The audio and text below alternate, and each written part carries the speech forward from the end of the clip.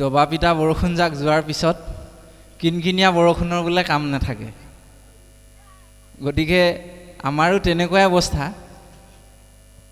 তেৰাৰ কাষতে বহি আমিনো কি হৰি কথা ক'ম, গতিকে লৈ তথাপিতো তেওঁৱে আকৌ এটি উদাহৰণ দিলে নহয়, বোলে টিপচী চৰাই উই মানে সৰু বুলি ভাবি আকৌ নোৰাকে নাথাকে নহয়নে? গতিকে লৈ তেনেধৰণে আমি আগবাঢ়িব লাগিব।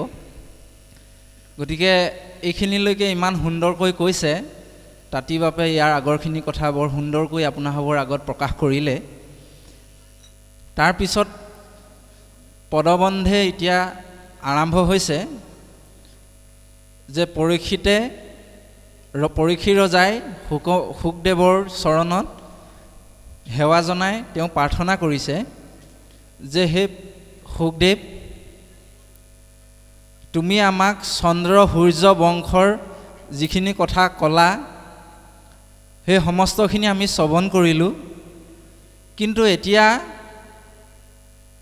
আমি স্বয়ং প্ৰভু কৃষ্ণই, স্বয়ং প্ৰভু নাৰায়ণে যদুবংশত কৃষ্ণৰূপে অৱতাৰ ধাৰণ কৰি কেনেধৰণেনো তেওঁ কৰ্মখিনি কৰিলে, জগত উদ্ধাৰৰ কাৰণে কিখিনি কৰ্ম কৰিলে আৰু তেওঁৰ লীলাসমূহ কেনেধৰণে আগবাঢ়িলে বা এই লীলাসমূহ জগতৰ কাৰণে কেনেধৰণে দৰ্শন দি গ'ল, তেওঁৰ জন্ম কৰ্ম সমস্তখিনি আমাক ক'ব লাগে। তাৰপিছত ক'লে যে মহাজ্ঞানী গণে যাক গাৱে অবিশ্ৰাম, সংসাৰৰ ঔষধ কৰ্ণৰো অভিৰাম। এইকেইটা কথাই বৰ সুন্দৰ কেইটিমান দৰ্শন দিছে আমালৈ। ইয়াতে কৈছে যে মহাজ্ঞানীসকলে যাক অবিশ্ৰামভাৱে শ্ৰৱণ আৰু স্মৰণ কৰে, লগতে কীৰ্তনো কৰে। কাৰ কথা বুলি কৈছে? হৰি কথা, অৰ্থাৎ সেইজন প্ৰভু ভগৱন্ত কৃষ্ণৰ কথা। গতিকে কৰ্ণৰো অবিশ্ৰাম বুলি ইয়াত পুনৰ এটি শব্দ ব্যৱহাৰ কৰিছে, কৰ্ণৰো অভিৰাম। তাৰমানে আমাকো এটি দৰ্শন দিছে যে আমিও অভিৰামভাৱে হৰি কথা শ্ৰৱণ কৰিব লাগে বা হৰি কথা আমি স্মৰণ কৰিব লাগে, এই দৰ্শনটো আমাক দিছে। কিন্তু আমাৰ আকৌ এতিয়া হয়নে বাৰু, গুৰু সেৱা কৰিবলৈ বোলে কিছুসকল ভকতে কয় বোলে ৰ'বা মই লেঠাটো মাৰি আহোঁ, হয়নে বাৰু? সন্ধিয়া সময়ত গুৰু সেৱাটো বোলে লেঠা। গতিকে ইয়াত ভাগৱতে আমাক কৈছে অবিৰামভাৱে লোৱা, হয়নে? তাৰ প্ৰথম স্কন্ধ ভাগৱতত এটি কথা কৈছে যে একক্ষণ মানে যিটো শুনৈ কৃষ্ণ কথা, তাৰ বিনে আৱৰ জীৱন যায় বৃথা। একক্ষণ মানে 4 মিনিট মাত্ৰ। 4 মিনিট সময় যদি কোনোবাই ঈশ্বৰৰ কথা শ্ৰৱণ মনন কৰা নাই, তেতিয়াহ'লে বাকী সময়কণ তেওঁ বৃথা বুলি শাস্ত্ৰই আমাক দৰ্শন দিছে।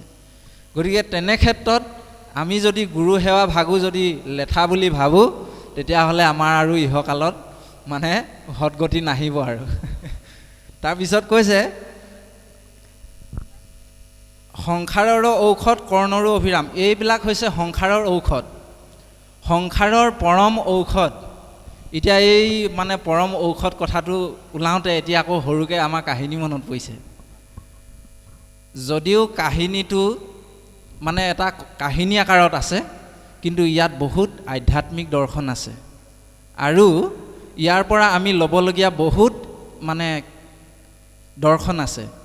আপোনাৰভাৱে কাহিনীটোৰ মাজে মাজে নিজৰ লগত তুলনা কৰি কৰি গৈ থাকিব আৰু সুন্দৰকৈ ইয়াৰ উপমাবিলাক আমাৰ জীৱনত আমি উপলব্ধি কৰিব পাৰিম।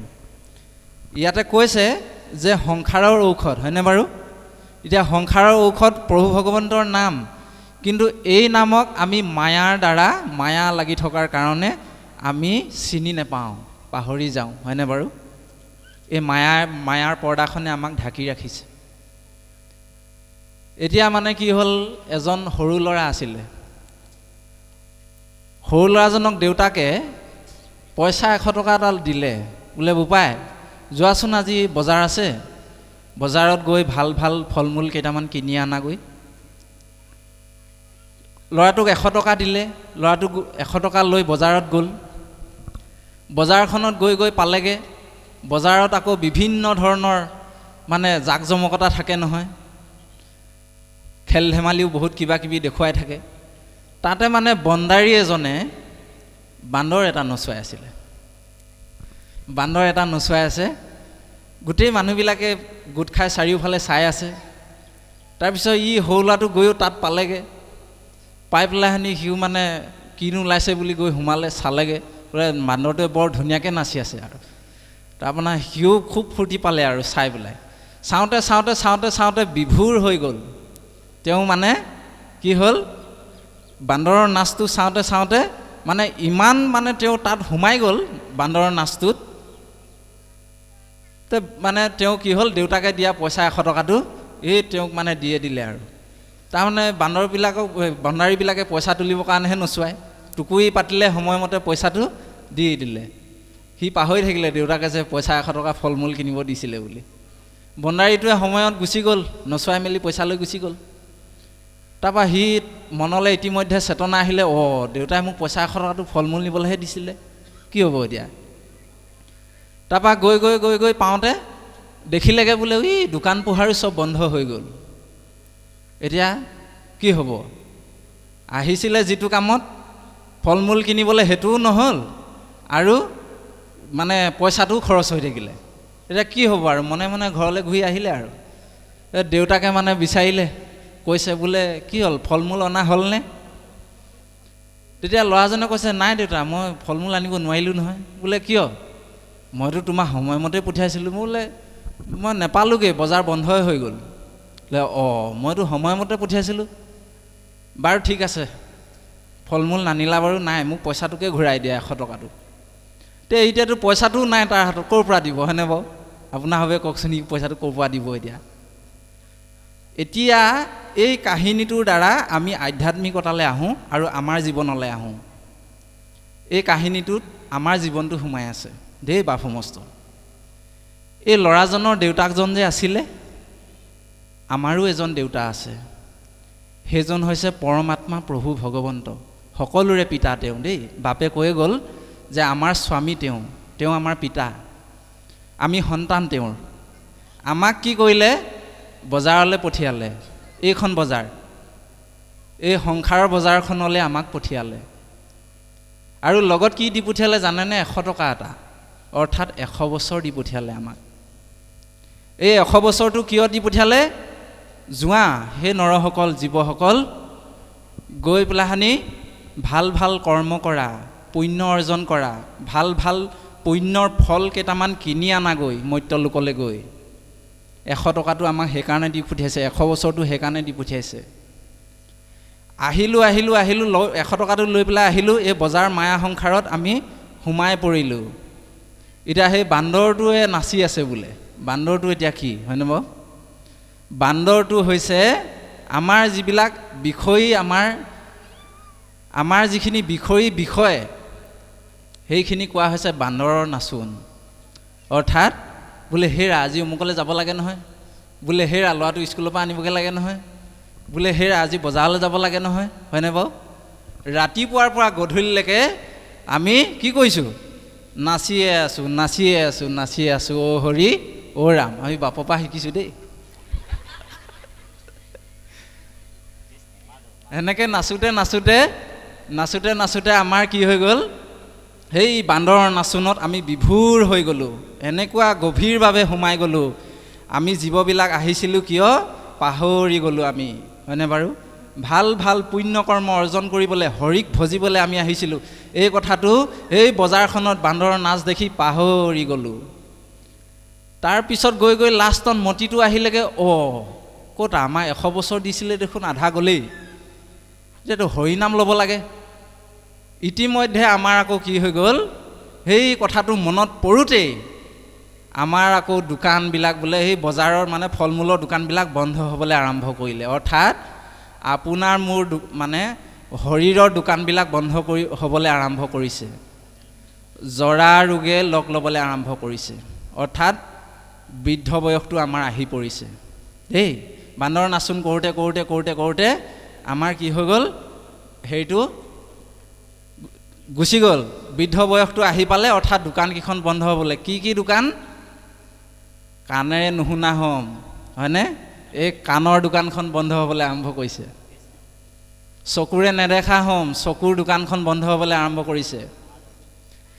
তাৰপিছত কথা মনত নাথাকিব, সেই স্মৃতিৰ দোকানখন বন্ধ হ'বলৈ আৰম্ভ কৰিছে। ভৰিকেইটা আগলৈ নাযাব, জৰা ৰোগে লগ ল'ব, এই দোকানখন বন্ধ হ'বলৈ আৰম্ভ কৰিছে, হয়নে বাৰু?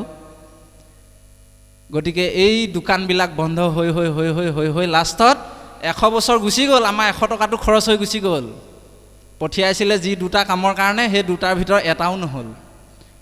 তাৰপৰা যেতিয়া আমি এই জীৱটো ওলাই পেলাই গুচি গ'লোঁ, তেতিয়া কি হ'ব? সেই পৰমাত্মাৰূপী এই মানে ল'ৰাটোক যেনেকৈ বাপেকে হিচাপ বিচাৰিছিলে, আপোনাক মোকো হিচাপ বিচাৰিব দেই। বোলে তোমালোকক 100 বছৰ দিছিলোঁ নহয়, কি কামত খৰচ কৰিলা, কিমান পুণ্য গোটালা, কেইজন দুখী মানুহক সহায় কৰিলা, হয়নে? কেইজন বিপদত পৰা মানুহক সহায় কৰিলা, কেইজনৰ দুখৰ সমভাগী হ'লা, বিচাৰিব নাই বাৰু? সেই পৰমাত্মাৰূপী প্ৰভু ভগৱন্তই আপোনাৰ মোৰো হিচাপ বিচাৰিব। এটা মানে আমাৰ বাস্তৱ জীৱনলৈ উদাহৰণটো লৈ আহোঁ এতিয়া। আমি যেতিয়া আমাৰ বাপসকলে ব্যৱসায় কৰে, হয়নে? ব্যৱসায় কৰিলে এটা টেক্স দিব লাগে গভৰ্ণমেণ্টক। টেক্স নিদিয়াকৈ ব্যৱসায় কৰিলে এইজনে চুৰ কৰিছে বুলি কয়, ডকাইত এজন, হয়নে? বেআইনীভাৱে তেওঁ ব্যৱসায় কৰিছে। ইহজনমতে চৰকাৰক টেক্স দিব লাগে, চৰকাৰেও মনত ৰাখিছে এইজনে ব্যৱসায় কৰিছে, গতিকে ইয়াৰ টেক্সটো ল'ব লাগিব, হয়নে? গতিকে প্ৰভু ভগৱন্তই 100 বছৰটো দি পঠিয়ালে, যোৱাৰ লগে লগে বিচাৰিব, মোৰ মানে প্ৰসাদৰ টেক্সৰ টোপোলাটো ক'ত আনিছা, দিয়া মোক চাওঁ দেই। সকলোৱে কিন্তু এই হিচাপটো দিবই লাগিব এদিন। গতিকে লৈ আমি সেইকাৰণে যদি আমি অকল এই ব্যৱস্থাটোৰ মাজতেই থাকি যাওঁ, তেতিয়াহ'লে সেই ল'ৰাটোৰ নিচিনা আমাৰ অৱস্থা হ'ব। আমি 100 বছৰটোতো ঘূৰাই দিবতো নোৱাৰিমেই, লগতে আমি ভাল ভাল ফল মূল কিনিবলৈ আহিছিলোঁ, ভাল ভাল মানে পুণ্য অৰ্জন কৰিবলৈ আহিছিলোঁ, সেইখিনিও আমাৰ বৃথা যাব। গতিকে সেইকাৰণে গুৰুজনাই কীৰ্তনৰ শেষৰ ফালে লিখি থৈছে, আমাৰ বাপসকল আইসকলে সকলোৱে বাৰু জানে, তথাপিতো কিন্তু আমি অকণমান কৈ দিব বিচৰা হৈছে দেই। মানুহৰ জীৱনটো বোলে 100 বছৰ। কাহিনীটো ওলালে কাৰণে অকণমান আলোচনা কৰিছোঁ যে মানুহৰ জীৱনটো 100 বছৰ, তাৰে বোলে 50 বছৰ শুওঁতেই যায় হেনো। মনুষ্যৰ আয়ুহত বৰিষ সংখ্যাত অৰ্ধেক বিফলে যাই জানিবা নিদ্ৰাত। এতিয়া যদি আপোনাক মোক যদি বোলে কয় বোলে শুওঁতে 100 বছৰ ক'ত আনো, শুওঁতে 100 বছৰ যায় জানো, বোলে আমাৰ সংশয় আহি গ'ল নহয়, হয়নে বাৰু? এতিয়া আপোনালোকে চাওক, উদাহৰণটো লওক, 24 ঘণ্টা এটা দিন, হয়নে? ৰাতি 12 ঘণ্টা, দিনত 12 ঘণ্টা হিচাপত ধৰা হয়। ৰাতি 12 ঘণ্টা আকৌ শুবলৈ লাগে নহয়, লাগে নাই? গতিকে তেনেধৰণে 12 ঘণ্টাকৈ যদি মাইনাছ কৰি দিয়ে, 100 বছৰৰ পৰা আধা গুচি যায়, 50 বছৰ গুচি যায়। আকৌ দিনত হোৱাখিনি আছেই, হৰি ৰাম। গতিকে লৈ তাৰপিছত বোলে 20 বছৰ খেলা ধূলা কৰোঁতে যায়। বিংশতি বৰিষ আয়ু যায় উমলন্তে, নেয় দশ বৰিষ যায় ধন উপাৰ্জনতে। এটা ল'ৰাই জন্ম হ'লে বা ল'ৰা বা ছোৱালীয়ে 20 বছৰলৈকে গাত কথাই নালাগে, খেলা ধূলা কৰোঁতেই যায়, হয়নে বাৰু? গ'লেই নহয়, 50 20 কিমান 70 বছৰ গ'লেই। সেইকাৰণে কৈছে 10 বছৰ বোলে ধন উপাৰ্জন কৰোঁতেই যায়, হয়নে বাৰু? 10 বছৰ লগত 10 বছৰ ধন উপাৰ্জন কৰোঁতেই যায়। এই বান্দৰৰ নাচটোতে 10 বছৰ গুচি যায়। তাৰপিছত গৈ গৈ সেয়া 80 বছৰ গুচিয়ে গ'ল, 50 আৰু এইফালে 20 বছৰ আৰু এইফালে 10 বছৰ, 30 বছৰ গুচিয়ে গ'ল। লাষ্টত থাকিলে 20 বছৰ, হয়নে বাৰু? বৃদ্ধকালে যায় শেষ বৰিষ সংখ্যাত, বৃদ্ধকালে যায় শেষ বিংশতি বৰিষ, একো কাৰ্য সাধিবাক নুহি শেষকত। মানে সেই জৰা ৰোগে আমাক লগ ল'ব বৃদ্ধ বয়সত। অৰ্থাৎ মানে শেষৰ সেই 20টা বছৰত আপুনি মই কৰোঁ বুলি যিকোনো কাম কৰিব নোৱাৰিম, চকুৱে নেদেখা হ'ম, কাণেৰে নুশুনা হ'ম, হয়নে বাৰু? মানে ভৰিয়ে আগলৈ নোযোৱা হ'ব, লাখুটি ল'ব লাগিব, জৰা ৰোগে লগ ল'ব, বহি থাকিব নোৱাৰিম এনেধৰণে ভকতৰ লগত দেই। যাবও নোৱাৰিম চাইকেলখন লৈ, বাইকখন লৈ, গাড়ীখন লৈ যাবও নোৱাৰা হ'ম আমি, লাখুটিডাল লৈ লৈ, হয়নে বাৰু? খোজকাঢ়িব লাগিব, ইফাল সিফাল যাব লাগিব। গতিকে সেইকাৰণে এই বিষয়খিনি আমাক কৈছে। সেইকাৰণে প্ৰহ্লাদে এই কথাখিনি কৈ আছিলে যে প্ৰহ্লাদে কৈছে, হে শিশুসকল, যেতিয়াই পোৱা তেতিয়াই ভাগৱত ধৰ্ম আচৰণ কৰিব লাগে। যেতিয়াই সময় পোৱা তেতিয়াই, যেতিয়াৰ পৰা পাইছা তেতিয়াৰ পৰাই ভাগৱত ধৰ্ম আচৰণ কৰিব লাগে। অ' হে নজানি শিশু হ'ব এৰি আন কৰ্ম, অ' কৰিও কুমাৰ কালে ভাগৱত ধৰ্ম। কুমাৰৰ কালৰ পৰাই ভাগৱত ধৰ্ম আচৰণ কৰিবলৈ কৈছে দেই।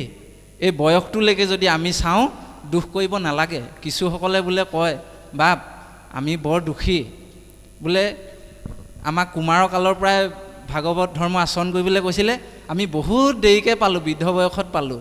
কিছুসকলে দুখ কৰে আমাৰ ভকতে, কিন্তু তেতিয়া আমি তেৰা হ'ব কওঁ যে দেউতা, যে বাপ আপুনি দুখ কৰিব নালাগে।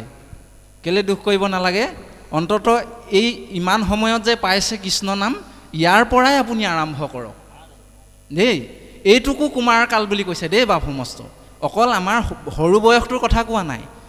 এই যিটো অৱস্থাত আমি প্ৰথম ভক্তিকণ পাইছোঁ, তাৰ পৰা যিসকলে আচৰণ কৰিবলৈ ল'ব, সেইটোকো কুমাৰ কাল বুলি কোৱা হৈছে। গতিকে লৈ আমি যেতিয়াই পাওঁ তেনেধৰণে আমি প্ৰতিটো বস্তু জনাৰ পিছতে আমি তাক আচৰণ কৰিবলৈ শিকিব লাগে। প্ৰভু ভগৱন্ত বহুত কি পালোঁ, আমাৰ তাঁতিবাপে কৈয়ে গৈছে যে প্ৰভু ভগৱন্ত ইমানে কি পালোঁ, হয়নে বাৰু? এই মহাপাপী অজামিলক জ্ঞানে বা অজ্ঞানে মাধৱৰ নাম, যিটো জনে ফুৰে স্মৰি, মূৰতাংক বুলি হাতে চক্ৰ তুলি ৰাখিয়া ফুৰন্ত হৰি। হয়নে বাৰু? অজামিলে নিজৰ ল'ৰাটোকে মাতোতে অজানিতে ভক্তি হৈ আছিলে। চাওকচোন বাৰু, প্ৰভু ভগৱন্ত ইমানেই কি পালোঁ। এইফালে পুতনা ৰাক্ষসীয়ে আকৌ তেওঁক বিষ খুৱাই পেলাই মাৰিম বুলি আহিছিলে ভগৱন্তক, কিন্তু তেওঁক কি কৰিলে? জননীৰ গতি দিলে। চাওকচোন বাৰু, ইমান কি পালোঁ ভগৱন্ত। গতিকে আপোনাক মোক কিয় তেওঁ কৃপা নকৰিব, হয়নে বাৰু? নিশ্চয় আমাক কৃপা কৰিব। আৰু এইপিনে যদি চাওঁ আমি, তামসিক যোনি জন্ম হোৱা গজেন্দ্ৰ, হয়নে বাৰু? তেওঁ পূৰ্বজন্মত পুণ্য আছিল বাৰু, সেইটো বাৰু বেলেগ বিষয়। তথাপিতো কিন্তু আমি তাৰ পৰা এটি দৰ্শন ল'ব পাৰোঁ, সেই হাতীটোৱেনো বাৰু ভকতি কৰিব পাৰেনে? বা হাতীটোৰ স্মৰণৰ দ্বাৰা জানো বাৰু ভগৱন্ত আহিব পাৰেনে? হয়নে? কিন্তু তেওঁ ইমানেই কি পালোঁ, সেই হাতীটোৰ ভিতৰত থাকিও, তামসিক যোনিত জন্মগ্ৰহণ কৰা এটা জীৱৰ ভিতৰত থাকিও হৰি কথা স্মৰণ কৰাব পাৰে, ইমানেই কি পালোঁ তেওঁ ভকতক উদ্ধাৰৰ কাৰণে।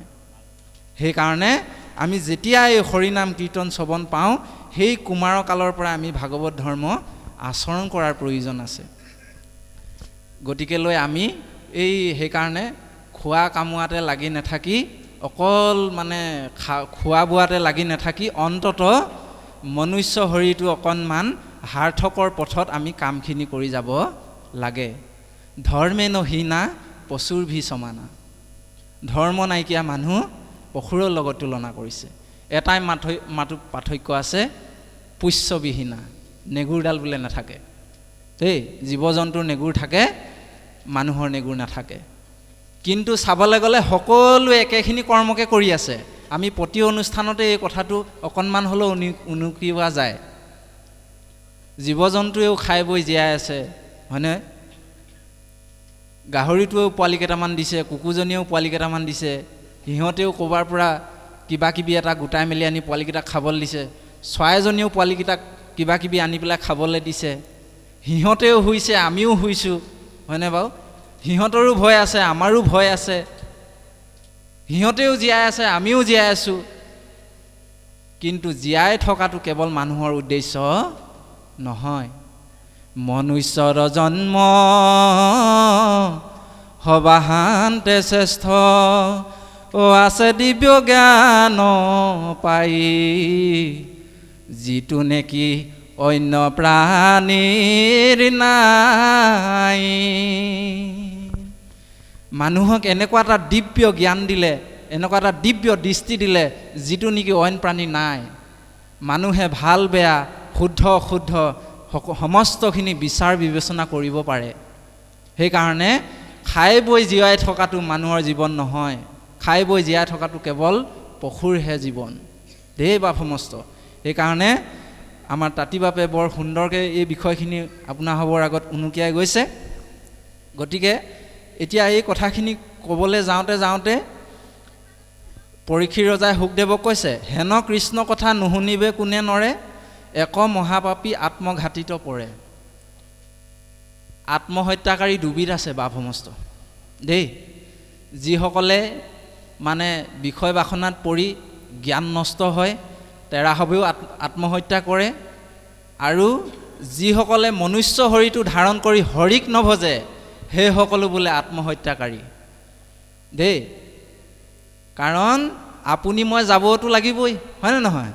যাবতো লাগিবই, কোনোতো ৰাখিব নোৱাৰে। গতিকে লৈ এনেও যাবতো লাগিবই। সেইকাৰণে অন্তত আমি নিজকে জীয়াই থাকোঁতে আত্মঘাতী বুলি যাতে নকয় এই ব্যৱস্থাটো আমি লক্ষ্য কৰাৰ প্ৰয়োজন আছে। দুৰ্ঘোৰ সাগৰ সেনাবল কৌৰৱৰ, দ্ৰোণ ভীষ্ম কৰ্ণতাত কুম্ভীৰ মগৰ, মূৰ পিতামহবৰ্গে কৃষ্ণ নৌকা পাই, লীলায়ে তৰিলা তাক গোখোজ পৰাই। এতিয়া তেওঁ কৈছে যে মোৰ পিতামহসকলে, মোৰ দেউতা ককাসকলে কৃষ্ণ নামৰ নৌকাখনি পাই তেওঁলোকে অনায়াসে তৰি গ'ল বুলি কৈছে, হয়নে বাৰু? অনায়াসে তৰি গ'ল বুলি কৈছে। গতিকে সেই তেনেজন কৃষ্ণ প্ৰভু ভগৱন্তৰ এই যি পৰম মংগল নাম, এই গুণলীলা, এই কথাখিনি মোক কৃপা কৰি ক'ব লাগে। আমিও এনেধৰণে কৃষ্ণ নামৰ নৌকাত উঠিব লাগিব দেই বাপ সমস্ত। আজিৰ দৰে এনেধৰণে হৰি নামৰ হেতু বান্ধিব লাগিব। কেনেধৰণে বান্ধিব লাগিব আমি? অ ৰাম নামৰ নৌকাখনি হৰি নামৰ বৈঠা, এ বৈকুণ্ঠলৈ যোৱা যদি নামৰ নৌকাত উঠা। এইসকলে যেনেধৰণে বৈকুণ্ঠ পালেগৈ, আপুনি ময়ো নামৰ নৌকাত উঠিব লাগিব দেই। কাৰণ তেৰাসৱৰ নিচিনা যোগী হ'ব পৰা নাই আমি। সেইকাৰণে নামৰে যোগী হ'ব পাৰিব লাগিব আমি, নামৰ দ্বাৰা আমি উঠিব লাগিব। এ বৈকুণ্ঠ যাবলৈ যাৰ ইচ্ছা আছে, কৃষ্ণ নামৰে নৌকাতে উঠা, এ হৰি শ্ৰী গুৰু শংকৰ কৰুণা সাগৰ, নামৰ বান্ধিলা হেতু। গুৰুজনাই এইটো বৰ সুন্দৰ দৰ্শন আমাৰ পৰম শ্ৰদ্ধাৰ বাপজনে বৰ দৰ্শনত কৈছে। আৰু দশম স্কন্ধৰ গুৰুজনাই পদবন্ধে কৈছে, এ ৰাম ভৱতৰিবাৰ যোগ্য, হে মনুষ্য শৰীৰ, বিষয় বাতাসা পায়া কৰিলা অস্থিৰ। ভৱতৰিবাৰ যোগ্য মনুষ্য শৰীৰ, বিষয় বাতাসা পাই কৰিলা অস্থিৰ। আমাক অস্থিৰ কৰি পেলাইছে বিষয় বাসনা, হয়নে প্ৰভু সমস্ত? সেইকাৰণে আমি এই বিষয় বাসনাৰ পৰা উঠি আহিব কৈছে উদ্ধৱক। আজি যে আমি তৎপৰ হ'লোঁ, ভকতিত তৎপৰ হ'লোঁ। আজি আমাৰ বীৰেন্দ্ৰ বাপৰ ঘৰত যে ভাগৱত অনুষ্ঠান ভাগ আছে, কল্পতৰু বটবৃক্ষ, আমাৰ ইয়াৰ পৰা অমৃতবিলাক যে আমি পাণ কৰিবলৈ আহিলোঁ, গৃহতে আপোনালোকৰ সকলো দোকান বজাৰ কাম ধান্দা সকলোৰে আছিল। থকাৰ স্বত্তেও যেতিয়াই বীৰেন বাপৰ ঘৰত, গগৈ প্ৰভুৰ ঘৰত যে অনুষ্ঠানটো আছে খবৰটো পাই গ'লোঁ, নিমন্ত্ৰণ পোৱাৰ দিনাৰ পৰাই আমাৰ তৎপৰতাটো লাগি গ'ল, হয়নে প্ৰভু সমস্ত? এই যে তৎপৰতাটো লাগি গ'ল, উদ্ধৱে প্ৰশ্ন কৰিছে প্ৰভু ভগৱন্তক, প্ৰভু আমিতো বিষয়ী মানুহ, গৃহস্থী মানুহ, হে নাৰায়ণ হে কমল নয়ন, তোমাৰ ভকতি আমি কেনেকৈ কৰিম? আৰু ভকতি কৰিলে জানো তুমি সন্তুষ্ট হ'বা? এই তত্ত্বটো ভগৱন্তক উদ্ধৱে প্ৰশ্ন কৰিলে। তেতিয়া ভগৱন্তই কৈছে, হে উদ্ধৱ, এই ৰাম বিষয়ত থাকিয়া ভকতি হো এজাৰ, সাধু সংলয়া কৰে আমাৰ বিচাৰ। আমাৰ বিচাৰ মানে আত্মাৰ বিচাৰ। ৰামায়ণ কৰ্ম এৰি ভক তিত তপৰ, জানিবা উদ্ধৱ সখী হেহি হে ঈশ্বৰ। সেইজনে ঈশ্বৰ। বোলে বিষয়ত থাকিয়া ভকতি হৈ যাৰ, সাধু সংলয়া কৰে আত্মাৰ বিচাৰ। বাপাইসকল, আমি আজি আত্মাৰ বিচাৰ কৰিছোঁ, আত্মাটোৰ খাদ্য খুৱাইছোঁ, আত্মাটোক পোষণ দিছোঁ।